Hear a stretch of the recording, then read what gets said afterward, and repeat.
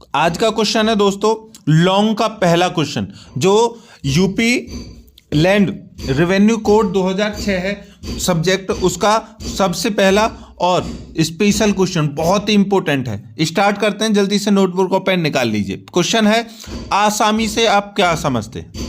तो उत्तर है आसामी का अर्थ मीनिंग और आसामी उत्तर प्रदेश अधिनियम संख्या 4 सन 2016 द्वारा प्रतिस्थापित, मतलब कि जो स्थापित हो चुके, जो विद्यमान है, जो दिनांक 11 फरवरी 2016 से प्रभावी है कि धारा 78 के अनुसार निम्नलिखित वर्गों में से किसी वर्ग का प्रत्येक व्यक्ति आसामी कहलाएगा। कौन सा? अभी जो वर्ग हम नीचे बताएंगे उन वर्गों का ध्यान रखना, आसामी कहलाएगा और उसको वे सभी अधिकार प्राप्त होंगे और उस पर वे सभी दायित्व लायबिलिटीज आरोपित किए जाएंगे जो इस संहिता द्वारा या संहिता के अंतर्गत ऐसे आसामी को प्रदत्त, कन्फर्ड या उस पर आरोपित, इम्पोज्ड किए गए हों। अर्थात कहने का मतलब है कि अभी जो हम नीचे ये लाइनें बताने वाले, इनमें जिन जिन लोगों के बारे में जो चीज़ें के बारे में बताया जाएगा, उनसे रिलेटेड जो भी लोग हैं उन सभी को क्या बोला जाएगा? आसामी कहा जाएगा। नंबर 1, इस संहिता की धारा 76 की उपधारा 1 के खंड घ के प्रावधानों के अधीन रहते हुए प्रत्येक व्यक्ति जो इस संहिता के आरंभ के दिनांक के ठीक पूर्व आसामी था, मतलब कि इस धारा संहिता 76 में यह कहा गया है कि इसको आने से पहले जो जो आसामी था ठीक दिनांक से पहले, वो सभी अभी भी आसामी कहलाएगा। दूसरा है प्रत्येक व्यक्ति जिसे भूमि प्रबंधक समिति, लैंड मैनेजमेंट कमेटी, जो अभी एक क्वेश्चन में हमने बताया, क्वेश्चन पूरा बताया गया है, इसको जो भूमि प्रबंधक समिति है के द्वारा उक्त तारीख को या उसके बाद इस संहिता के प्रावधानों के अधीन या अनुसार किसी भूमि पर आसामी स्वीकार किया गया हो, उसको भी आसामी माना जाएगा।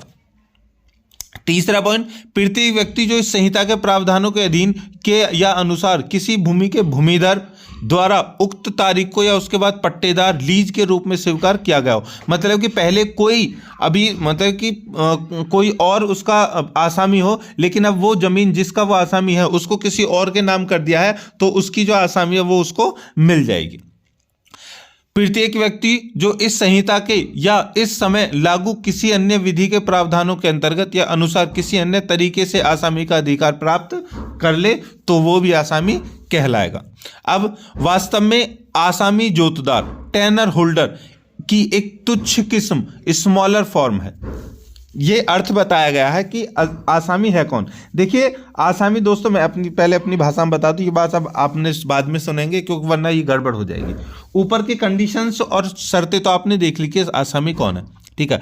यहाँ पर पॉइंट ये का आसामी शब्द क्या, आसामी किसे कहते? देखिए अगर आप कहीं पर रह रहे हैं और आपके पास में कुछ जमीन है जिसको आप बोते हैं, जोतते हैं, किसान है, तो तुमको आसामी कहा जाएगा।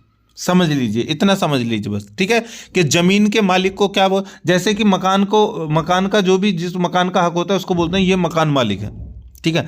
तो जो खेत का मालिक होता है उसको आसामी बोला जाता है। तो वास्तव में जोतदार मतलब कि जो किसान है उसको टेनर होल्डर बोलते हैं, कि एक तुच्छ किस्म मतलब सबसे छोटी स्मॉल फॉर्म है। जितने भी किसान होते हैं जिसके पास में वो जो खेती करते हैं, जिस खेत की वो खेती करते हैं, उस खेत के वो आसामी कहलाते हैं। अब आसामी के अधिकार यूपी काश्तकारी अधिनियम 1939 के गैर दखीलकार काश्तकार के समान है।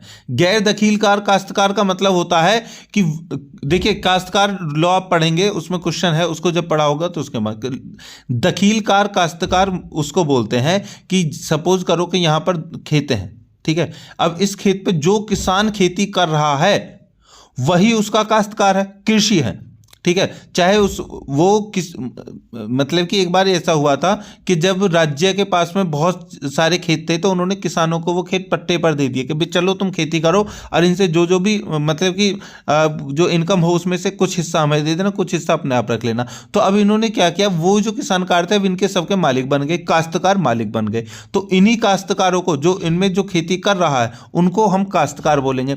अब काश्तकार ये चले गए कहीं और, उन्होंने या फिर अपनी जमीन किसी और को दे दी, ठीक है, कि भाई तुम हमारी उसमें खेती कर लो। तो अब वो भी इसके कहने का मतलब किसान तो वो होता है जो खेत में खेती कर रहा है, मालिक उसका चाहे कोई भी हो। तो अब जो उसमें खेती कर रहा है, जो उसका मालिक है, जिसका उस पर हक, उसी को आसामी बोला जाएगा, उसी के नाम पर ये रजिस्टर्ड होगी। मतलब कि इसका जो नाम होगा वो होता है ना एक खतौनी, जिसमें ना वो खेत का भी खेत किसके नाम पर है, तो वो दखीलकार के नाम पर होता है। अब यूपी काश्तकारी अधिनियम 1939 के तहत जो किसान उसमें खेती कर रहा है वो उसी का आसामी होगा और वो गैर दाखिलकार होगा, उसी के नाम पर वो चढ़ेगी और उसके नाम को कोई नहीं हटा सकता। ये है इस दखीलकार का मतलब। गैर दखीलकार का मतलब आसामी खेत का वो कृषिकार है जिसके नाम पर ही वो जमीन है, उसका नाम कोई उस पे से नहीं हटा सकता।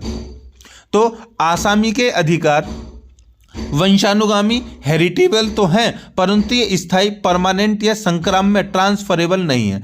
जब कोई अक्षम डिसेबल भूमिधर अधिनियम के अनुसार अपनी भूमि किसी अन्य व्यक्ति को लगान पर दे देता है तो लगान पर लेने वाला ऐसा व्यक्ति आसामी कहलाता है। देखिए अब कंडीशन यहां पर यह आ रही है कि यहां पर एक बात कही गई है कि आसामी के जो अधिकार वो ये हैं कि या तो तुम्हारे दादा जिस जमीन के आसामी थे उसके बाद में तुम्हारे पापा बने, फिर तुम बन गए, ठीक है।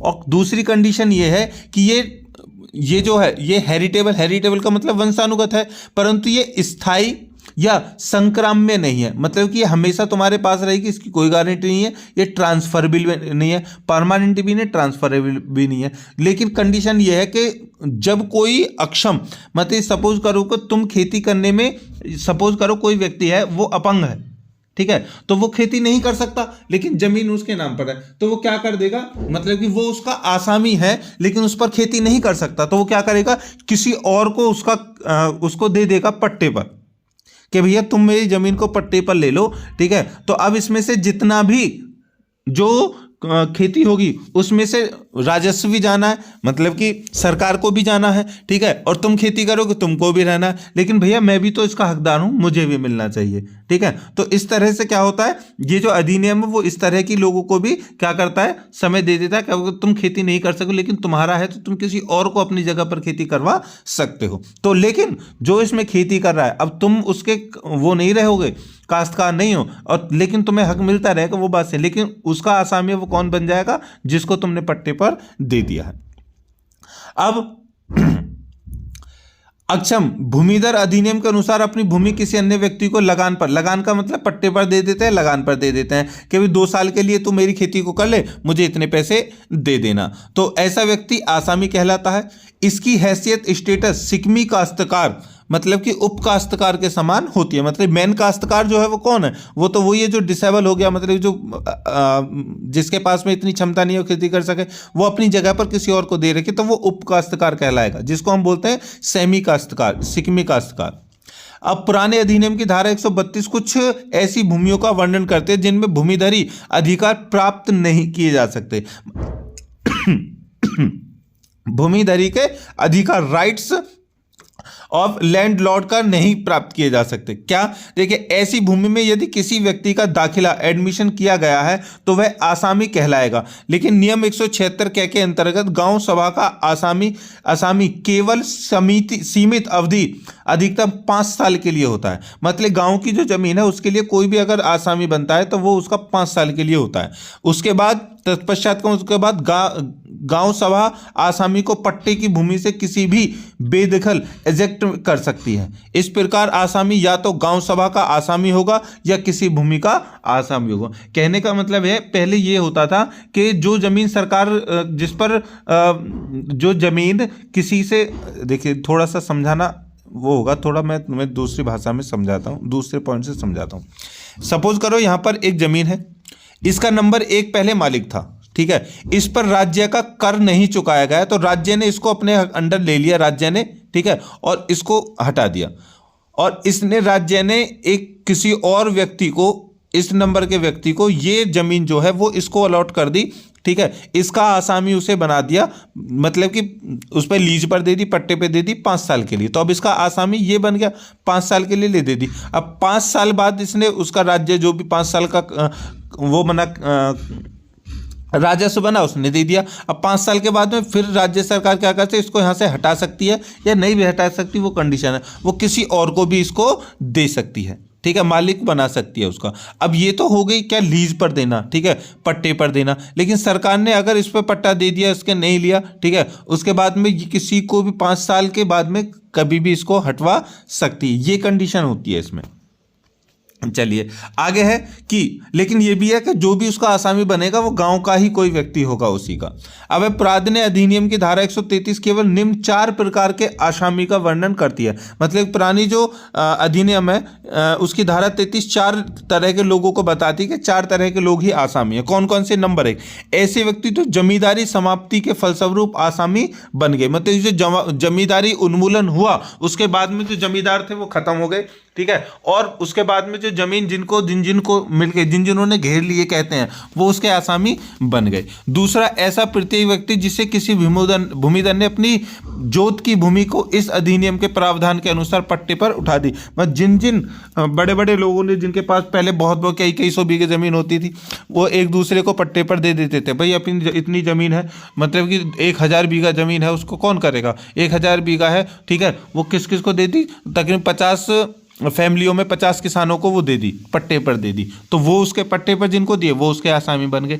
तीसरा, ऐसा व्यक्ति जिन्हें भूमि प्रबंधक समिति LMC, ध्यान रखना, भूमि प्रबंधक समिति LMC, हमने एक क्वेश्चन बनाया है कि भूमि प्रबंधक समिति कौन होती है, वो क्या करती है, LMC ने, या ऐसे व्यक्ति ने जिसे ऐसा करने का अधिकार हो, धारा 132 में वर्णित भूमि पट्टे लीज पर उठा दी है। उदाहरण के लिए धारा 132 के अनुसार रेलवे की सीमाओं के अंतर्गत स्थित भूमि में भूमिधरी अधिकार उत्पन्न नहीं होते। यदि रेलवे ने किसी व्यक्ति को भूमि लगान रेंट पर उठा दिया तो ऐसा व्यक्ति आसामी होगा। मतलब कि या तो LMC जो है वो अपनी जमीन को किसी को पट्टे पर दे दे, किसी को दे दे, भाई चलो तुम जोत बोलो इसमें, तुम इसका आसामी बन जाओ, हमें तो इसका क्या चाहिए, कर से मतलब, टैक्स से मतलब है, रेवेन्यू। लेकिन अब रेलवे की जो जमीन आती है, रेलवे भी अपनी जमीन को किसी को भी दे सकती है, पट्टे पर, रेंट पर उठा सकती है, लगान पर उठा सकती है, और उस पर मतलब कि खाली पड़ी है तो उस पर कमाई भी कर सकती है।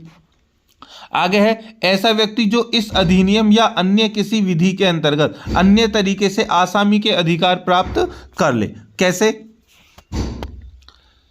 तो इस तरीके से आसामी बनाने की धाराएं 186, 187 के और 210 दो में वर्णित है। यदि कोई नाबालिग या पागल या जड़ भूमिधर आदि कार्यों के लिए नहीं करता है तो भूमि प्रबंधक समिति, मतलब कि LMC, इस भूमि को किसी व्यक्ति को लगान रेंट पर उठा सकती है और ऐसा पट्टेदार लीज आसामी कहलाता है। मतलब कि कोई व्यक्ति है जिसके पास में जमीन है, ठीक है, वो मर गया, कुछ भी हो गया, उसकी जमीन खाली पड़ी हुई है, तो LMC भूमि प्रबंधक जो समिति है वो उस जमीन को किसी को भी अलाउड कर सकती है पट्टे पर नहीं, रेंट पर, ठीक है, पट्टा ही होता है एक तरह का वो। चलिए, तो उसको भी कहा जाएगा आसामी। तो आई होप दोस्तों के समझ में आ गया होगा आसामी क्या होता है। फिर से मैं बोलता हूं आसामी क्या है, सीधा सीधा इतना ध्यान रखना, आसामी किसे कहेंगे, जो जिस भूमि को कर रहा है, जो जोत बो रहा है, उसी को उसका आसामी कहा जाएगा। तो चलिए मिलेंगे नेक्स्ट क्वेश्चन के साथ। आप जैसा देख पा रहे हैं खतौनी वाला क्वेश्चन नेक्स्ट है इसके बाद में। चलिए, जय हिंद।